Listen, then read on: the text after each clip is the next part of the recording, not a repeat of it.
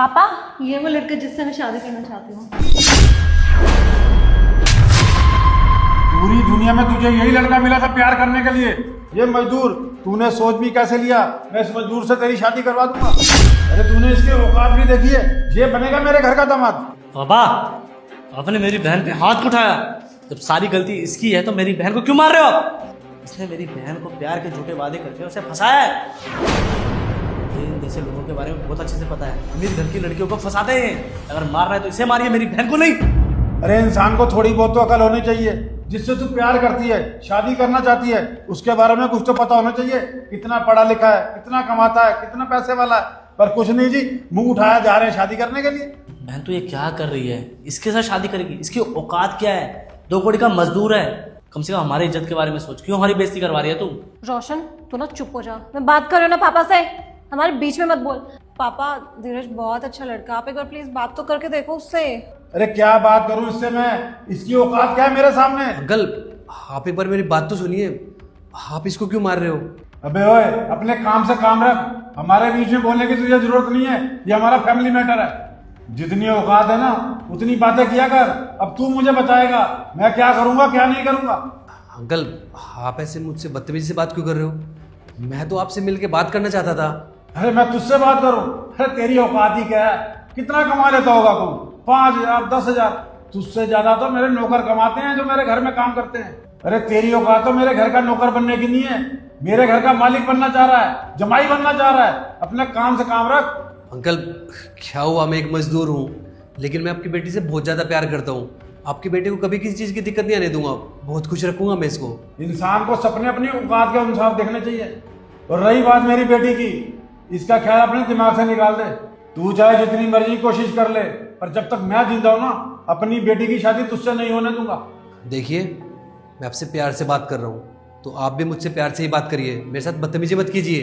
बे ओए, कम। मैं ना अपनी बहन के साथ आया हूँ। अगर यहाँ पे भी मेरी बहन नहीं होती ना, तो मार मार के तेरे हाथ पैर तोड़ देता। हमसे ऊंची आवाज में बात करने की जरूरत नहीं है। तू नहीं बताएगा कि तेरे ऐसे नौकर से किस तरीके से बात करनी है, समझा? अरे तुझे बदतमीजी तो मैं ढंग से बता दूंगा। मेरी बात सुन ले कान खोल के। दोबारा मेरी बेटी के आसपास नजर मत ना आ जाइयो, वरना तेरा हाल बुरा कर दूंगा मैं। पापा, अगर मैं शादी करूंगी ना तो सिर्फ धीरज से, वरना किसी से नहीं करूंगी। अरे बकवास बंद कर। मैं जिससे चाहूंगा ना उससे तेरी शादी होगी। और तू इसका ख्याल अपने दिमाग से निकाल दे। मेरी बेटी के आसपास भी दिख गया ना तो तेरे लिए अच्छा नहीं होगा। रोशन, इसे लेकर चल। पापा मेरी बात चल। सुनो एक बार। पापा,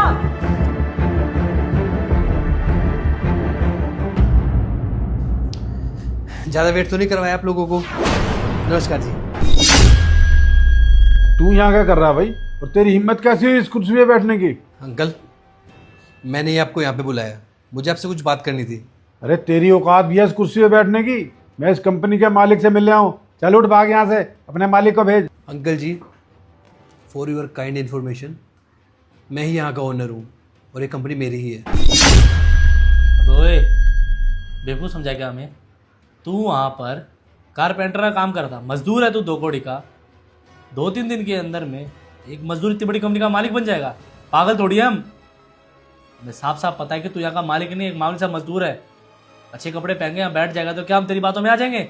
हाँ, मैं मानता हूँ कि मैं वहाँ पे काम कर रहा था, क्योंकि वो ऑफिस मेरा ही है। दरअसल बात क्या है ना अंकल, जो मेरे वहाँ पे कारपेंटर लगा हुआ है, आज उसके हेल्पर की तबीयत ख़राब हो गई थी, तो वो आज आ नहीं पाया। और मेरे को भी अपना काम अर्जेंट में करवाना है, तो मैंने उसको बोला कि मैं तेरी हेल्प कर देता हूँ। और मैं उसके साथ काम कर ही रहा था, तभी आप लोग आ गए। आजकल के लोगों की ना दिक्कत यही है, अपने आप को दिखाते तो बहुत बड़ा है, लेकिन उनकी सोच बहुत छोटी है। अरे अपना काम करने में कैसी शर्म? काम तो मेरा ही हो रहा था ना, तो क्या दिक्कत है? और मैं यहाँ तक ऐसे ही नहीं पहुँचा हूँ। ये छोटे मोटे काम मैंने बहुत किए हैं, तो मुझे काम करने में कोई शर्म नहीं आती।